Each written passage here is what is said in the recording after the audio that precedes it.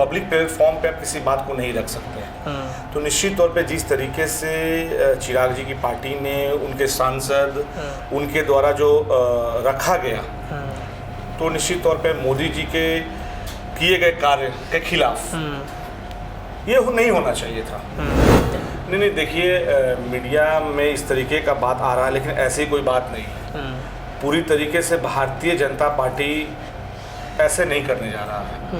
और यह बात उड़ते उड़ते कहाँ से ये चल रही है खबर, ये तो मुझे भी मतलब लगता है कि हंसी का पात्र है। चिराग जी की पार्टी में हम कई साल काम भी किए हैं।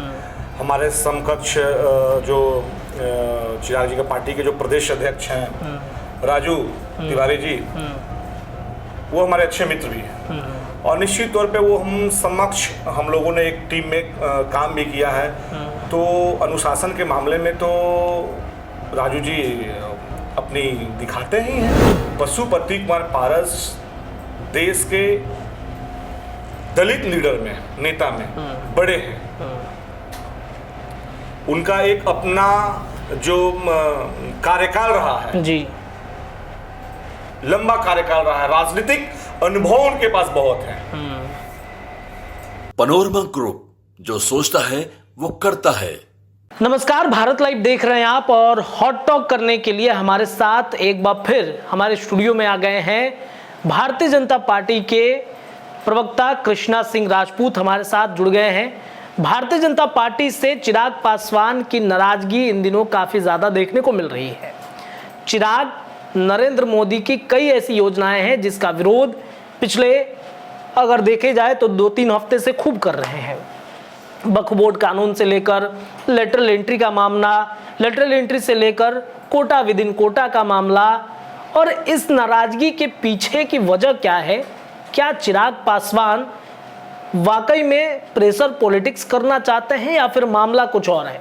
लेकिन भारतीय जनता पार्टी भी जिस तरीके से पशुपति पारस को अपने पार्टी के अंदर लगातार सटाने की कोशिश कर रही है, चिराग पासवान के उस बयान के बाद जब उन्होंने कहा कि आप उन व्यक्ति का नाम ले रहे हैं जो एनडीए के हिस्से में ही नहीं आते हैं, तो क्या ये चिराग पासवान को एक तरीके से ये दिखाने की कोशिश की जा रही है कि आज भी पारस हमारे साथ है? हमारे साथ इन तमाम विषयों पर चर्चा करेंगे, बातचीत करेंगे। अमित शाह से मुलाकात हुई है पशुपति पारस की, क्या बातचीत हुई है, किन विषयों पर बातचीत हुई है? पहले तो आप ये बताइए कि क्या वाकई में एनडीए का हिस्सा पशुपति पारस हैं, क्योंकि चिराग तो बोल रहे हैं कि नहीं है। रत्नेश, देखिए एनडीए में पूरी तरीके से मजबूती के साथ आदरणीय पशुपति कुमार पारस जी हैं और शुरू से ही हैं। निश्चित तौर पे एक ईमानदार सहयोगी के नाते जिस तरीके से उनका जो कार्य रहा है, उस कार्य से भारतीय जनता पार्टी के साथ साथ सभी एनडीए के जो प्रमुख साथी जी पूरी तरीके से खुश हैं। इसमें कहीं कोई इफबट नहीं है। और एनडीए के हिस्सा में जीतन राम मांझी, उपेंद्र कुशवाहा जी, चिराग पासवान जी, नीतीश कुमार जी, आदरणीय पशुपति कुमार पारस जी, सब कोई बहुत मजबूती के साथ काम कर रहे हैं। और रही बात अमित शाह जी से मुलाकात, तो भाई अमित शाह जी देश के यशस्वी गृह मंत्री हैं। उनसे मुलाकात एनडीए के सभी नेता करते हैं, तो पशुपति कुमार पारस जी भी किए हैं जी। और स्वाभाविक सी बात है कि जब आप एनडीए के नेता हैं तो अपने एनडीए के नेताओं के साथ तो वार्तालाप होगी ही होगी। तो ये वार्तालाप, ये मुलाकात, क्या ये माना जाए कि 25 के चुनाव में पारस जी ने सब कुछ सेट कर लिया है? देखिए रत्नेश, 2014 से ही एनडीए के प्रमुख साथी के तौर पे पशुपति कुमार पारस रहे हैं भारतीय जनता पार्टी के साथ। और आज भी 2024 का भी चुनाव हुआ लोकसभा का, आने वाले 2025 का जो चुनाव है, मुझे पूर्ण रूप से भरोसा है कि पशुपति कुमार पारस जो है एनडीए के प्रमुख साथी के साथ रहेंगे, मतलब एनडीए के साथ वो रहेंगे। चिराग एक्सेप्ट करेंगे? देखिए, कौन एक्सेप्ट करेगा और कौन एक्सेप्ट नहीं करेगा, कोई एनडीए का कोऑर्डिनेटर नहीं है, बात को समझिएगा पहले। कोई एनडीए का कोऑर्डिनेटर नहीं है कि कौन एनडीए में रहेंगे और कौन एनडीए में नहीं रहेंगे। ये समन्वय जो होता है बड़े नेताओं के बीच होती है। आगे क्या होगा, आगे क्या नहीं होगा, ये कहना बड़ा मुश्किल है। अच्छा, आपने देखा कि जैसे ही पशुपति पारस से मुलाकात होती है, चिराग पासवान तो पहले मतलब बहुत गर्म उनकी पार्टी थी, जैसे ही पारस जी से मुलाकात होती है चिराग बैकफुट पर आ जाते हैं। उन्होंने इमाम गजाली जो कि उनके शेखपुरा के जिलाध्यक्ष हैं, जिस तरीके से वक्फ बोर्ड कानून पर उन्होंने बयान दिया, उन्होंने ये कहा कि चिराग पासवान इस्तीफा भी दे सकते हैं अगर वक्फ बोर्ड कानून मुसलमानों के बारे में मोदी जी ने ऐसा कुछ किया। उन्होंने देखा कि फटाक से उन्होंने मतलब कारण बताओ नोटिस जारी कर दिया। तो ये क्या मतलब चिराग पारस की वजह से डर रहे हैं क्या? देखिए रत्नेश, निश्चित तौर पे एक एनडीए के प्रमुख साथी के नाते आप अगर कोई बात है आपके मनों में तो निश्चित तौर पे बंद कमरे में कोई बात की जाती है। पब्लिक प्लेटफॉर्म पे आप किसी बात को नहीं रख सकते हैं। तो निश्चित तौर पे जिस तरीके से चिराग जी की पार्टी ने, उनके सांसद, उनके द्वारा जो रखा गया, तो निश्चित तौर पे मोदी जी के किए गए कार्य के खिलाफ ये नहीं होना चाहिए था। और उनके द्वारा जिस तरीके से लगातार बयान, इसका विरोध, मैं इसके पक्षधर नहीं हूँ। तो उनको पार्टी से निष्कासित भी तो किया जा सकता था ना, पार्टी से निष्कासित क्यों नहीं किया? ये बड़े नेताओं का मामला है। बहरहाल इन सब चीज़ों की जब चीज़ें शुरू हो रही है तो मैं बता रहा हूँ कि इन सब चीज़ों से चिराग जी को बचना चाहिए था, पूरी तरीके से बचना चाहिए था। भैया आप एनडीए का प्रमुख साथी हैं और कैबिनेट में आप मंत्री भी हैं, उसके बाद मोदी जी का कहीं ना कहीं चीज़ों को विरोध करना ये कतई उचित नहीं है। तो ये चिराग ने, जैसा कि आप कह रहे हैं कि बचना चाहिए, चिराग ने बचाया तो अपनी पार्टी से उनको कारण बताओ नोटिस भी जारी करा दिया। ये काम पहले भी तो वो कर सकते थे, पारस जी से मिलने के बाद ही क्यों? देखिए मैं उन पे नहीं जाऊंगा कि कौन क्या बोलता है। इसके पहले उनके सांसद और खुद उन्होंने भी ऐसा बयान, जो वक्फ बोर्ड वगैरह चीज़ों का जो उन्होंने जो विरोध किया था, मैं उस पर बात कर रहा हूँ। जी। और उनके कार्यकर्ता जिस तरीके से मोदी जी को लेकर के अटपटांग बातें जो बोली, बिल्कुल नहीं बोलनी चाहिए थी। इसका मतलब कि हम एक पार्टी के कार्यकर्ता के नाते मुझे इस बात का दुख है कि कोई भी मोदी जी के खिलाफ या भारतीय जनता पार्टी के खिलाफ जाए। भैया मैं भी एक पार्टी के कार्यकर्ता हूँ, एक पदाधिकारी हूँ, और पार्टी हमारी माँ है। कोई भी व्यक्ति अगर अनर्गल बात करता है तो ये उचित नहीं है, इनको इस सब चीज़ों से बचना चाहिए। अच्छा ये बताइए कि जो चर्चाएं चल रही थी कि चिराग पासवान के सांसदों को बीजेपी तोड़ना चाहती है, चिराग पासवान के सांसद को तोड़ा जा सकता है, क्या वाकई में ऐसा चल रहा था? चिराग ये चीज़ समझ रहे थे कि मतलब तोड़ने की बातचीत चल रही है? नहीं, देखिए मीडिया में इस तरीके का बात आ रहा है, लेकिन ऐसी कोई बात नहीं है। पूरी तरीके से भारतीय जनता पार्टी ऐसे नहीं करने जा रहा है। और यह बात उड़ते उड़ते कहाँ से ये चल रही है खबर, ये तो मुझे भी मतलब लगता है कि हंसी का पात्र है। ऐसी कोई बात नहीं है, विरोधियों द्वारा उठाया जा रहा है। हाँ, निश्चित तौर पर विरोधी का ये कहीं ना कहीं मतलब कि उसके द्वारा एक एजेंडा सेट किया गया होगा। अच्छा ये बताइए कृष्णा जी, चिराग लगातार, हमने देखा कि चिराग पासवान की बोली लगातार बदली है।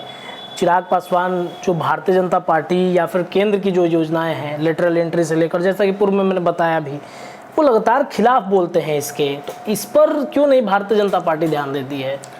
देखिए निश्चित तौर पे हमने पहले ही कहा कि चिराग पासवान जी की जो पार्टी है उनको निश्चित तौर पे इन सब चीज़ों से बचना चाहिए। जिस तरीके से उनके जिलाध्यक्ष का जो बयान आया, तो ये कहीं ना कहीं एनडीए को तोड़ने वाला बयान है। और इत्तेफाक से रत्नेश, चिराग जी की पार्टी में हम कई साल काम भी किए हैं। हमारे समकक्ष जो चिराग जी की पार्टी के जो प्रदेश अध्यक्ष हैं राजू तिवारी जी, वो हमारे अच्छे मित्र भी हैं। और निश्चित तौर पे वो हम लोगों ने एक टीम में काम भी किया है।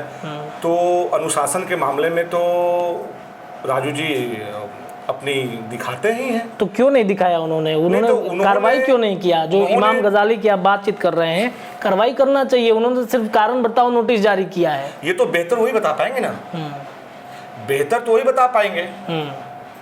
अरे बेहतर सबसे अच्छा अगर कोई बता पाएगा तो हमारे जो मित्र हैं राजू जी वही बता पाएंगे। पार्टी क्योंकि हम लोगों ने एक समकक्ष काम किया है। जिस समय हम लोग काम करते थे साथ में वो तो इस सब चीजों को देखते थे राजू जी। पार्टी के खिलाफ पूर्व में कई लोग बोले हैं, उनको निकाल दिया उन्होंने, तो इनको क्यों बचा रहे हैं ये?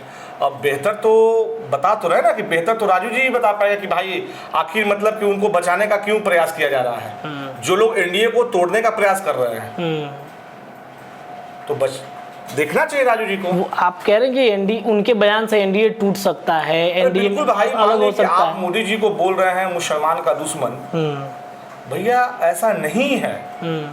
मोदी जी का जो ये है कि सबका साथ सबका विकास, तो निश्चित तौर पर सबका साथ सबका विकास एक व्यक्ति के कह देने से तो कहीं ना कहीं तो असर तो पड़ेगा ना उसमें। जिला अध्यक्ष चिराग पासवान के सांसदों को तोड़ने की साजिश चली जा रही थी। ये चर्चा था कि बीजेपी उनके सांसदों को तोड़ लेगी। 3 सांसद बीजेपी के संपर्क में आ गए हैं, ऐसी चर्चा थी। आप लोग तोड़ना चाह रहे थे उनके सांसदों? बिल्कुल नहीं, बिल्कुल नहीं। चिराग जी के साथ हमने काम भी किया है और निश्चित तौर पर चिराग जी मजबूती के साथ एनडीए की हिस्सा हैं और आगे भी रहेंगे। कंफर्म है कि रहेंगे आगे? संभवतः पारस जी को आप लोग सटा रहे हैं, कहीं दिखाना तो नहीं चाहते हैं कि मतलब संभावनाएं हैं अभी इनके साथ भी? निश्चित तौर पर एक चीज मैं बता दूं, पशुपति कुमार पारस देश के दलित लीडर में, नेता में बड़े हैं। उनका एक अपना जो कार्यकाल रहा है जी, लंबा कार्यकाल रहा है, राजनीतिक अनुभव उनके पास बहुत है। उन्होंने कभी एनडीए का विरोध नहीं किया, बहुत शालीनता के साथ। और मुझे पूर्ण रूप से भरोसा भी है कि भारतीय जनता पार्टी उच्च कोटि के सम्मान आदरणीय पशुपति कुमार पारस जी को देगा, क्योंकि भारतीय जनता पार्टी उन सभी लोगों को सम्मान देने का काम किया है जो एनडीए में है।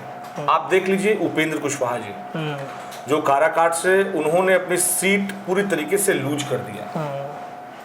आज भारतीय जनता पार्टी उनको राज्यसभा में भेजने का कार्य किया। जीतन राम मांझी जो सांसद हैं उनको कैबिनेट में मंत्री बनाने का कार्य किया जी। तो कहीं ना कहीं भारतीय जनता पार्टी पूरी तरीके से अपने सभी सहयोगियों को सहेज के रख रही है। मतलब समझिए कि उसको मुट्ठी में बांधकर एक परिवार के तौर पर पारिवारिक रिश्ता एनडीए के जो भी लोग हैं और पशुपति कुमार पारस जी का तो कहना ही नहीं है।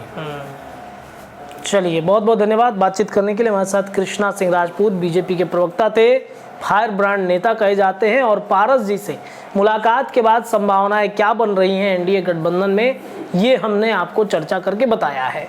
फिलहाल के लिए इतना ही। जुड़े रहिए भारत लाइव पर, खबरें आपको लगातार मिलेंगी। धन्यवाद। पनोरमा ग्रुप, जो सोचता है वो करता है। अगर ये वीडियो पसंद आई और वह बिहार के राजनीति और बिहारियत से सरोकार रखेनी तो सब्सक्राइब बटन दबा के चैनल के सब्सक्राइब कर ली। ओजे एगो घंटी बा, ओकरा बटन दबा देला से कुल सटीक और मारक खबर रुआ मुफ्त में मिल जाई। अगर रुआ पत्रकारिता के हमनी के नया प्रयोग में सहयोग कर चाहतानी तो ज्वाइन बटन दबा दी। पेटीएम नंबर नोट कर ली 9386816700। धन्यवाद।